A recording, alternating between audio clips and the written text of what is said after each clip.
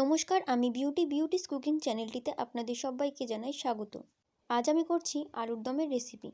শীতের মধ্যে আলুর দমের রেসিপি কিন্তু সবারই খুব প্রিয়।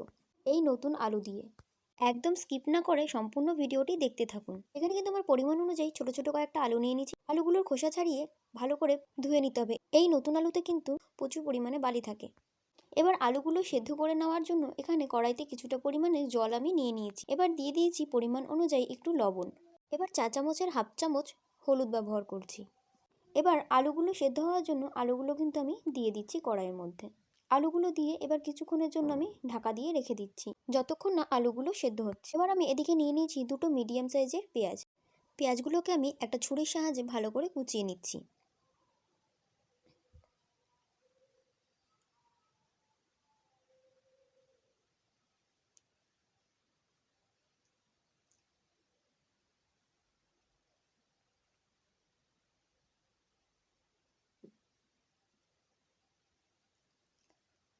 পেঁয়াজগুলো কুচিয়ে নেওয়া হয়ে গেছে। পেঁয়াজ কিন্তু আমি দুভাগে ভাগ করে রেখে দিয়েছি। এখানে কিছুটা পেঁয়াজ আমি তেলে দেবো আর কিছুটা পেঁয়াজ বেটে দেবো। আর এখানে নিয়ে নিয়েছি আদা, রসুন, মটরশুঁটি, টমেটো। এবার এদিকে আমি দেখে নিচ্ছি আলুটা আমার সেদ্ধ হয়েছে কিনা। আমি চাকুর সাহায্যে দেখে নিচ্ছি আলুটা কিন্তু সেদ্ধ হয়নি, তাই এটা আমি আরও কিছুক্ষণের জন্য ঢাকা দিয়ে রেখে দিয়েছিলাম। এবার আবারও দেখে নিচ্ছি আলুটা সেদ্ধ হয়েছে কিনা। আলু কিন্তু এবার একদমই পারফেক্টলি সেদ্ধ হয়ে গেছে। এবার এগুলোকে আমি নামিয়ে দেবো।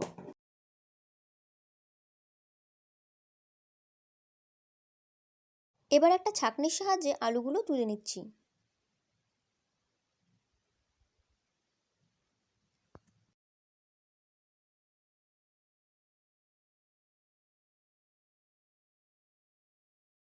আলুগুলো তুলে নেওয়া হয়ে গেছে। এবার একটা কড়াই বসিয়ে এর মধ্যে পরিমাণ অনুযায়ী সর্ষের তেল দিয়ে তেলটা একটু গরম হলে এর মধ্যে দিয়ে দেবো একটা গোটা তেজপাতা, একটা শুকনো লঙ্কাকে দু টুকরো করে। এরপর দিয়ে দিচ্ছি দুটো এলাচ আর দু টুকরো দারচিনি।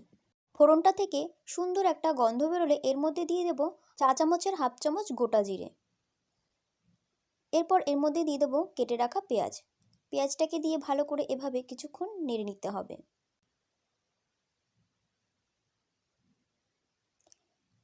পেঁয়াজটার কালারটা একটু বাদামি বাদামি হয়ে এলে এর মধ্যে দিয়ে দেবো বেটে রাখা পেঁয়াজ। তারপর দিয়ে দিচ্ছি কুচি করে রাখা টমেটো। এরপর রসুন বাটা, আদা বাটা, এগুলোকে দিয়ে ভালো করে কিছুক্ষণ নেড়ে নিতে হবে।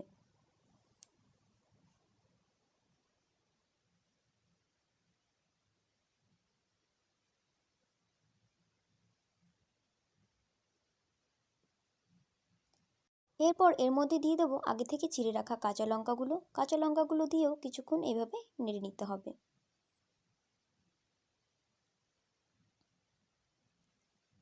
এরপর দিয়ে দেবো হাফ টেবিল স্পুন লঙ্কা গুঁড়ো, হাফ টেবিল স্পুন ধনে গুঁড়ো, হাফ টেবিল স্পুন জিরের গুঁড়ো, হাফ টেবিল স্পুন হলুদ গুঁড়ো। এই মশলাগুলো দেওয়ার পরে কিছুক্ষণ এভাবে নেড়েচেড়ে নিতে হবে। যেহেতু আমি এখানে গুঁড়ো মশলার ব্যবহার করেছি, তাই কিন্তু এখানে আমি কিছুটা জল ব্যবহার করছি। কিছুটা জল দিয়ে ভালো করে এবার কষিয়ে নিতে হবে যতক্ষণ না মশলা থেকে তেল ছাড়তে শুরু করে। মশলা থেকে তেল ছাড়তে শুরু করে দিয়েছে। এবার কিন্তু এখানে আমি দিয়ে দিয়েছি হাফ টিস্পুন কাশ্মীরি লঙ্কার গুঁড়ো। কাশ্মীরি লঙ্কার গুঁড়োটা দিয়ে এবার আবারও কিছুক্ষণ এভাবে নেড়েচেড়ে নিতে হবে।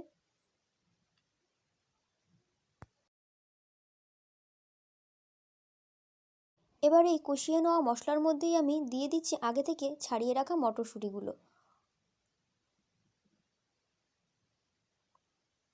মটরশুঁটিগুলো দিয়ে ভালো করে কষিয়ে নিচ্ছি।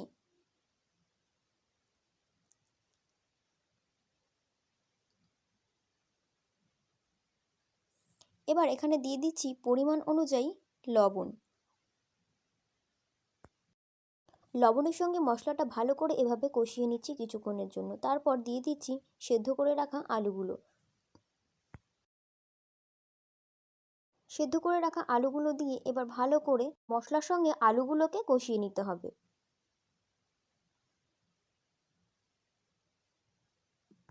আর এখানে আলুর ভেতরে লবণ কিন্তু ভালোভাবেই ঢুকে যাবে, কারণ যখন আমি আলুগুলো সেদ্ধ দিয়েছিলাম তখন কিন্তু আলুর সঙ্গে আমি লবণটা দিয়ে দিয়েছিলাম। আর এখনও কিন্তু আমি লবণ দিয়ে তারপর ভালো করে আলুগুলো কষিয়ে নিয়েছি। এরপর আলুগুলো কষানো হয়ে গেলে এখানে পরিমাণ অনুযায়ী জল দিয়ে দিচ্ছি।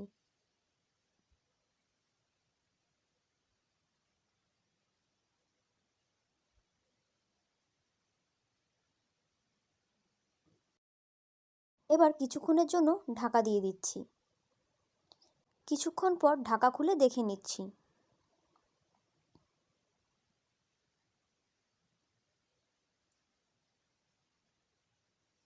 আলুর দমের এই রেসিপিটি কিন্তু আমার একদম রেডি হয়ে এসছে। এবার সবশেষে দিয়ে দিচ্ছি চা চামচের হাফ চামচ সানরাইসের গরম মশলা। এইবার ঝোলটা একটু ফুটে এলে এর মধ্যে দিয়ে দিচ্ছি আগে থেকে কুচি করে রাখা ধনেপাতা কুচি দিয়ে এবার কিন্তু আমি নামিয়ে নেব। আলুর দমের রেসিপিটি কিন্তু আপনি সব কিছুর সঙ্গেই পরিবেশন করতে পারেন, ভাত, রুটি, লুচি সব কিছুর সঙ্গেই।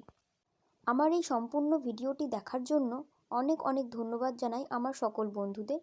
রেসিপিটি কেমন লাগলো একদম কমেন্ট করতে কিন্তু ভুলবেন না। আমার এই রেসিপিটি ভালো লাগলে অবশ্যই লাইক, শেয়ার, সাবস্ক্রাইব করে পাশে থাকা বেল আইকনটি প্রেস করে রাখবেন, যাতে আমার ভিডিওর নোটিফিকেশন সবার আগে আপনার কাছে পৌঁছে যেতে পারে। ধন্যবাদ।